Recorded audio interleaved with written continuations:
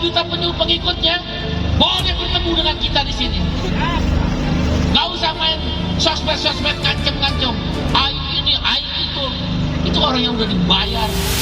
Bener konten cerita yang dibela-bela sama buzzer-nya. Kan dibela buzzer, Pak. Saya fake buzzer. KDM tidak cerdas, atau jangan-jangan mentang-mentang surveinya sudah nomor 2 sebagai calon presiden, mulai nakal. Yang memperjuangkan hak kita di sini sebagai karyawan buruh HCI, tolong kami minta hak kami sebagai buruh di sini, minta penjelasannya. Sekiranya kami emang di sini harus berhenti, kita butuh penjelasannya. Tolong Pak Dedi, Bapak Haji Eman. Assalamualaikum warahmatullahi wabarakatuh. Sampurasun, apa kabar? Dulurku semua dimanapun kalian berada. Mudah-mudahan hari ini kalian senantiasa diberikan kesehatan, kemudahan rezeki, dan juga kelancaran dalam setiap aktivitasnya. Selamat datang di channel YouTube KDM News Podcast, sebuah channel yang senantiasa mereaksi, mereview, ataupun mengulas berita ataupun isu yang terkait dengan Kang Deddy Mulyadi. Seperti yang kita ketahui bersama gitu, bahwasanya sering kali gitu Kang Deddy Mulyadi itu mengalami serangan-serangan, terutama serangan digital gitu ya. Jadi banyak hal-hal yang mungkin sedikit ngengsol gitu kalau bahasa kami gitu ya, ataupun pemahaman yang kurang tepat lah dan dipublikasikan sehingga membuat stigma masyarakat menjadi terbelah. Nah, dalam hal ini kami mendapati sebuah video yang ya sedikit ke arah kesana. Nah, seperti apa videonya? Yuk kita reaksi ya Lur ya. Tonton sampai selesai. Oke Lur. Let's check it out. Ada gubernur konten cerita yang dibela-bela sama buzzer-nya. Kan dibela buzzer, Pak. Saya fake buzzer bilang. Oh kan, fix buzzer ya. nasib. Kalau buzzer mah meren dibayar meren Mas ya. Kalau buzzer mah kan dikasih duit gitu kan. Ditanggung biaya hidupnya ya, kami mah henteu. Buzzer di mana sana mereka nanggung. Paling nggak YouTube ya, YouTube gue paling beraduit gitu kan. Aduh, dari mana mengatakan buzzer? Oke lanjut. Kenal hari kemarin tuh, yang saya suruh ngomenin TikToknya Deddy Mulyadi, itu istri saya sendiri. Komen di akun resminya. Akun resminya tentang yang menyatakan MSK Purwakarta tidak ada angka. Saya minta kepada istri, mas saya emang gaptek Bang, saya nggak punya TikTok dan segala macam, minta istri coba komenin, tak kasih kirimin datang rekomendasi Bupati Purwakarta ada angka itu kira-kira Yang tadi disebutkan ya. yang disebutkan. Setelah dinaikin ke komentarnya Deddy Mulyadi, nggak hitungan menit dihapus. Saya minta lagi tuh, komen sekali lagi, naikin lagi, dihapus lagi. Belum dinaikin tak suruh screenshot dulu kan. Screenshotannya yang ketiga suruh ngomenin lagi, tak suruh nulis ini loh data tadi saya kirim dihapus, baru naik dihapus lagi. Dihapus apa kena moderator? Karena gini di TikTok tadi ya katanya. Coba kita breakdown ya sedikit-sedikit. Bener nggak dihapus? Takutnya kan ini jadi fitnah lagi gitu. Orang-orang akan berpikir bener-bener dihapus sama Kang Deddy. Nah ternyata Lur, komentar di TikTok ya termasuk yang berisi gambar data itu bisa dihapus secara otomatis oleh sistem moderasi konten TikTok. Oke, clear ya. Jadi bisa jadi ini Mas ya, punten ya, bukan dihapus oleh KDM atau oleh tim admin KDM yang mengurusi media sosialnya atau TikToknya. Bisa jadi itu dihapus karena berisi data sensitif, itu secara otomatis dihapus oleh sistem TikToknya sendiri. Oke, clear ya gitu. Jadi ya kita harus lebih berhati-hati lagi lah gitu ya. Karena gini, mekanisme penghapusan otomatis komentar di TikTok itu adalah satu karena pelanggaran pedoman komunitas ya. TikTok menggunakan kombinasi teknologi otomatis atau AI. Nah jadi AI itu Mas yang ngapus, dan machine learning gitu, dan tim moderator manusia untuk memindai konten termasuk komentar berupa teks dan gambar. Kemudian ada juga filter otomatis kreator. Nah mungkin kreator mengaktifkan gitu kan. Akan tetapi kalau kita lihat dari beberapa konten Kang Deddy Mulyadi juga ada mengirimkan gambar tapi tidak dihapus. Berarti itu tidak melanggar dari moderasi konten tersebut ya kan. Terus yang ketiga adalah gambar data spesifik. Nah mungkin ini masuknya ke sini gitu ya, secara gambar data spesifik. Oke, clear ya.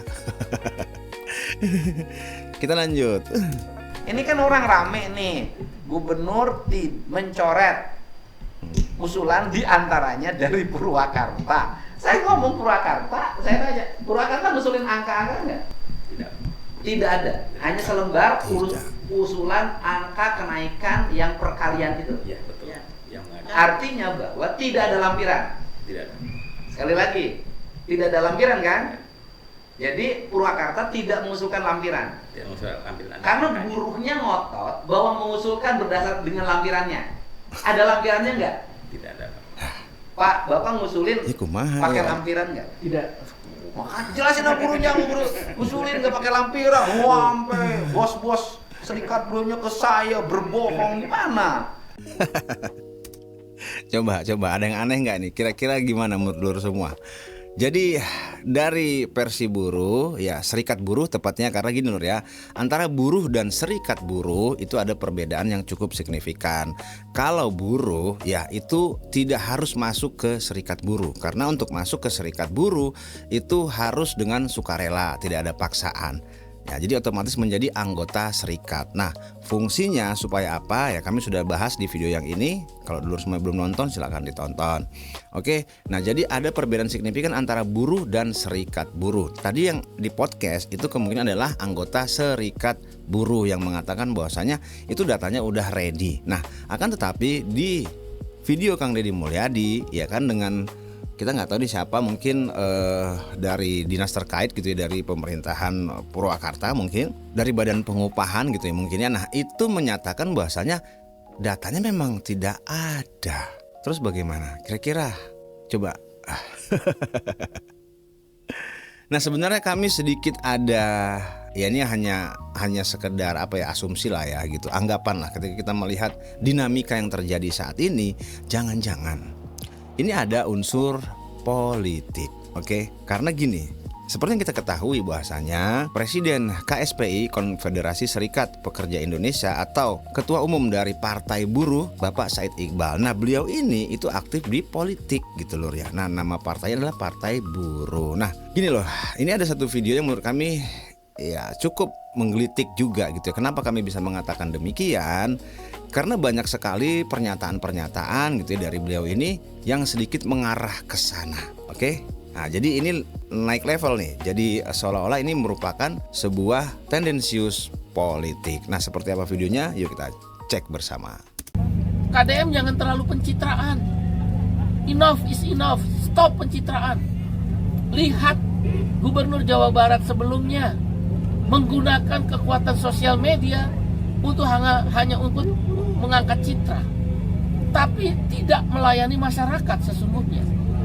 Yang kedua, KDM telah melanggar peraturan pemerintah nomor 49 tahun 2025 yang ditandatangani oleh Presiden Prabowo Subianto yang berasal dari partai yang sama. Udah masuk ke partai. Di situ dikatakan bahwa UMSK tidak bisa dirubah oleh gubernur. Yang bisa dipertimbangkan untuk dirubah sesuai kebutuhan adalah UMK. Dengan demikian, nilai UMSK yang sudah direkomendasikan para bupati wali kota tidak boleh dirubah oleh KDM. Ini apa maksudnya KDM? Berarti KDM tidak cerdas, tidak baca PP. Atau jangan-jangan belum tentu benar. Mentang-mentang dengerin loh. Surveinya sudah nomor 2 sebagai calon presiden, mulai nakal, ingin menampilkan kebijakan sendiri, tidak sesuai dengan kebijakan Presiden Prabowo Subianto. Nah, inilah alasan kami mengatakan bahwasanya seperti ya semacam ada aura tendensius politik gitu ya. Mungkin belum tentu benar, belum tentu juga salah ya, ini mah hanya opini kami saja, akan tetapi kami merasakan hal seperti itu gitu, karena udah ngomong masalah partai ya kan, padahal di sini yang diperjuangkan adalah masalah buruh tapi lompat ke partai. Oke. Ya kan tadi seperti yang dikatakan bahwasanya ini berarti KDM itu melanggar peraturan dari Presiden Prabowo, di mana itu adalah satu partai. Jadi terus kemudian yang kedua, kenapa kami bisa mengatakan demikian? Kan yang terakhir tadi ya, kalimat terakhir, jangan-jangan. Nah ini tapi belum tentu benar gitu ya. Jangan-jangan apa karena KDM itu sudah secara elektabilitas itu menduduki posisi kedua sebagai calon presiden? Ya kami juga malah belum tahu gitu kan. Nah, ini seperti ada semacam kecemburuan atau apalah gitu namanya. Akan tetapi lompatnya itu malah karena politik. Lompatnya malah ke politik. Dan ini terkonfirmasi bahwasanya Bapak Said Iqbal ini ya itu adalah pemimpin dari Partai Buruh. Partai ini dinilai menampilkan gagasan dan ide-ide sayap kiri yang lebih kuat apabila dibandingkan dengan Partai Buruh yang lama. Dan dideskripsikan sebagai partai pro buruh dan pekerja. Namun demikian, Said Iqbal selaku presiden partai tidak menjelaskan secara rinci apakah partai ini benar-benar mengikuti ideologi sayap kiri dan justru menyatakan bahwa partai ini menganut ideologi demokrasi sosial dan Pancasila. Selain itu, Said Iqbal sendiri sebelumnya merupakan aktivis sayap kanan dan politikus dari Partai Keadilan Sejahtera. Posisi politik yang kurang jelas tersebut juga membuat para pemerhati politik Indonesia kebingungan mengenai ideologi partai dan komitmen mereka terhadap isu-isu gerakan buruh. Oke lur, jelas ya. Kemudian kami sedikit tergelitik gitu kan untuk mencari informasi gitu, karena kami juga mendengarkan ya selentingan gitu ya, desas-desus kan. Jadi gini ya, sekedar informasi aja bahwasanya Serikat Buruh itu lur ada 3 bendera, yaitu bendera biru, kuning dan juga merah. Yang merah ini itu memang katanya sangat kuat sekali paham kirinya gitu ya. Nah jadi akan tetapi bukan kiri berarti kiri yang dalam tanda kutip gitu ya, seperti ajaran Karl Marx gitu ya, bukan gitu ya. Kiri yang dimaksud di sini adalah dalam spektrum politik modern bisa memiliki makna yang lebih luas. Seringkali merujuk pada ideologi sosialisme atau pendekatan politik yang progresif gitu, berfokus pada keadilan sosial. Nah, jadi keadilan sosialnya itu yang ditekankan dan peran negara yang kuat dalam kesejahteraan rakyat. Nah, partai-partai di Indonesia cenderung mengadopsi pendekatan politik yang pragmatis dan spektrum ideologinya seringkali tidak sejelas di negara lain. Oke lur. Dan hal yang selanjutnya menurut kami ini ada unsur tendensius politiknya adalah ya karena gini, mungkin ada rasa apa ya, semacam ya mungkin lebih kepada iri lah gitu ya. Karena gini, secara berturut-turut dari 2024 sampai 2025 itu Jawa Barat secara konsisten mencatatkan realisasi investasi terbesar di Indonesia dan mengungguli DKI Jakarta dalam beberapa periode.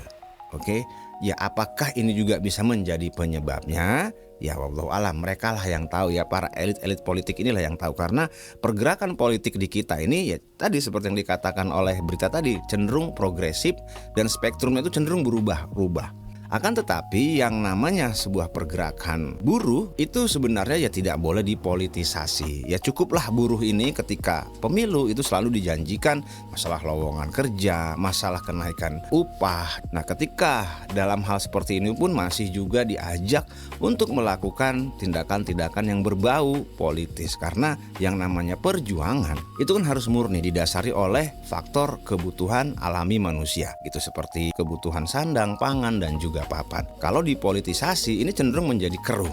Ya kalau kita lihat gitu ya dari pakaiannya Bapak Said Iqbal sendiri ya dia secara eksplisit menggunakan seragam partai buruh. Antara partai dan buruh dan serikat buruh harusnya ada pemisahan gitu. Jangan dijadikan satu dicampur aduk. Ketika ini dicampur adukan misalnya gini ya, ini kan kepentingannya buruh sebenarnya yang diperjuangkan. Jadi mengatasnamakan perjuangan buruh. Yang maju itu adalah serikat buruh. Kemudian yang dimimpin ini dari ketua partai buruh. Coba logikanya jadi gimana coba? Jadi kan buruh itu adalah elemen masyarakat. Dan Kang Deddy Mulyadi sebagai gubernur, ya dia juga sudah pasti memikirkan tentang buruh. Karena buruh adalah bagian dari masyarakat. Nah kemudian ada yang namanya serikat buruh. Jadi kalau buruh ini bukan anggota serikat, ya mereka juga belum tentu ikut demo juga. Akhirnya buruh yang tidak menjadi anggota serikat juga ikut terbawa-bawa, juga mendapatkan stigma yang kurang baik. Nah jadi ini adalah sebagai sumber pengetahuan buat dulur semua, nggak bisa pukul rata. Ada yang namanya buruh, ada yang namanya serikat buruh, dan ada yang namanya partai buruh. Antara serikat buruh dan partai buruh ini memang mereka terafiliasi. Akan tetapi antara buruh dengan serikat buruh dan partai buruh ya belum tentu. Serikat buruh ini akan membela yang menjadi anggotanya. Ketika terjadi misalnya PHK pada salah satu orang, ya ini pertanyaan gitu ya, yang bukan anggota serikat, apakah serikat buruh mau membela? Nah, ini pertanyaannya memang harus dijawab. Dan buat dulur semua yang mengetahui, coba silakan tulis di kolom komentar. Apakah buruh yang bukan anggota dari serikat buruh itu ketika mengalami PHK, apakah mendapatkan hak yang sama seperti buruh yang menjadi anggota serikat? Oke lur. Dan ada juga desas-desus gitu yang mengatakan jika serikat buruh ini menganggap ya negara, pengusaha itu adalah kapitalis gitu. Jadi makanya mereka banyak sekali melakukan demo, ya tak jarang gitu ya, walaupun tidak semua, ada aksi pembakaran, kemudian ada aksi pengerusakan. Secara pemahaman mereka ini memiliki perbedaan. Mereka menganggap bahwa pemerintah itu adalah bagian dari kapitalis yang selalu membela perusahaan atau pengusaha, atau kalau bahasa kita itu oligarki. Nah, jadi ini semacam sudah semakin tumpang tindih gitu ya. Di satu sisi kita bekerja kepada oligarki ataupun pengusaha yang mengharapkan gaji tiap bulan. Kita juga ketika melihat sebuah perusahaan atau pengusaha yang zolim terhadap buruh, ya itu juga harus ditindak. Dan sebenarnya terbukti gitu ya, ketika kita melihat beberapa video dari Kang Deddy Mulyadi. Kang Deddy Mulyadi kan gak suka ketika ada buruh, entah itu buruh formal ataupun non formal, yang tidak mendapatkan haknya, beliau marah gitu. Nah, sebenarnya dari sini juga kita sudah bisa melihat Kang Deddy Mulyadi ya dengan serikat buruh ataupun buruh sendiri yang notabene adalah masyarakat Jawa Barat yang adalah warganya Kang Deddy Mulyadi, pasti beliau membela gitu lur ya. Nah, makanya apa yang kami sampaikan itu terkonfirmasi dari kegiatan para serikat buruh yang berdemo yang melakukan hal-hal kayak gini. Coba kita cek bersama ya lur ya.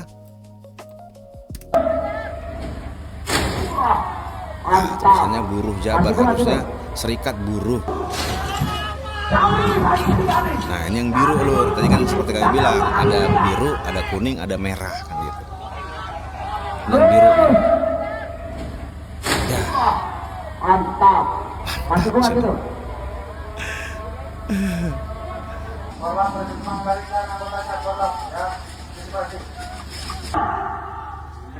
Kita tunggu sampai malam hasilnya nggak maksimal, bahkan kita dibohongin terus. Teman-teman semuanya maju. Instruksi ada di Korlap, bukan di polisi, bukan di polisi. Jajaran Inspektorat identifikasi yang dari atas. Ya, silakan. Ya, teman-teman. Nama saya Kuncir, Pak. Saya ketua PC Bekasi. Kalau misalkan terjadi sesuatu hal, tangkap saya, jangan usah saya. Saya akan menyerahkan diri. Ya, silakan. Saya Kuncir. Gitu loh. Nah, jadi pertanyaan adalah apakah kegiatan seperti ini akan menguntungkan masyarakat? Apalagi ya kita ada sebuah video gitu dari ketuanya sendiri itu menantang gitu, menantang. Ya ini sangat disesalkan sebenarnya gitu ya. Ngapain juga KDM terus gitu yang diserang, bahkan mengatakan mana itu 8 juta pengikut KDM datang ke sini, nggak usah medsos-medsosan, nggak usah aing-aingan gitu. Nah, ini kan sebenarnya kurang pantas ya menurut kami. KDM jangan coba-coba adu nyali dengan orang miskin. KDM jangan coba-coba adu nyali dengan buruh orang yang terpuruk. Itu 8 juta pengikutnya boleh bertemu dengan kita di sini. Gak usah main sosmed ngancem-ngancem. Aing ini, aing itu orang yang udah dibayar. Gitu, dan kami juga sangat yakin belum tentu buruh yang bukan serikat buruh juga setuju dengan hal ini. Mudah-mudahan kedepannya ini bisa menjadi lebih baik. Karena apa? Ketika ada terjadi sesuatu ya terhadap buruh, apakah ada kepedulian dari serikat buruh ataupun bahkan mungkin presiden buruh sendiri. Nah, kemudian ketika sudah tahu ketika ada PHK massal atau perusahaan yang pindah, apakah ada sebuah solusi yang kira-kira bisa diterapkan untuk mengatasi hal ini? Ketika ada apa-apa ya angger weh Kang Deddy gitu. Seperti ini contohnya lur ya. Yang memperjuangkan hak kita di sini sebagai karyawan buruh HCI, tolong kami minta hak kami. Sebagai buruh di sini minta penjelasannya, sekiranya kami emang di sini harus berhenti, kita butuh penjelasannya, tolong Pak Deddy, Bapak Haji Eman. Pak Haji Eman tuh. Nah, apakah ketika ada kejadian seperti ini, adakah antisipasi ataupun solusi? Itu satu. Kemudian yang kedua, kita sama-sama tahu jika dunia tenaga kerja itu sangat banyak sekali mafia-mafianya.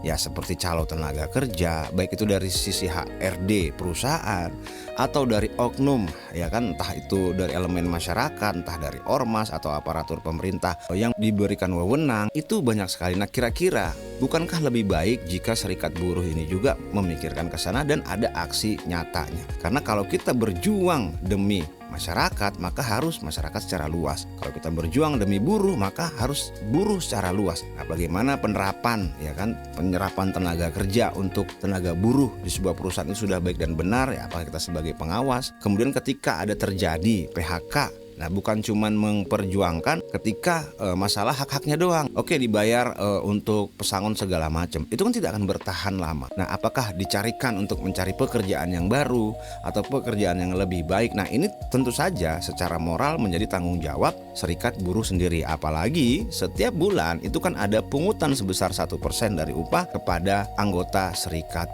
buruh. Oke, punten. Ya, di sini kami mereaksi tidak ada tendensius apapun terhadap siapapun. Kami membuat video ini dengan kesadaran penuh bahwasanya sudah saatnya kita bergandengan tangan, kita maju bersama-sama. Jangan mau kita dipolitisasi oleh siapapun. Jangan mau profesi kita dijadikan alat politik, ya, sebagai permainan dari elit-elit yang hanya mengambil keuntungan, ya, dari posisi kita sebagai rakyat jelata. Oke, Lur? Ya, mungkin gitu untuk video kali ini. Sebelumnya kami mohon maaf apabila ada data, fakta, narasi maupun opini yang masih belum tepat. Buat dulur semua yang ingin berkomentar, sok mangga silakan berkomentar. Akan tetapi tetap dijaga komentarnya untuk tetap baik dan juga bijak. Karena pada dasarnya kita semua adalah bersaudara. Sampai jumpa di video selanjutnya. Kami undur diri dulu. Assalamualaikum warahmatullahi wabarakatuh. Hatur nuhun.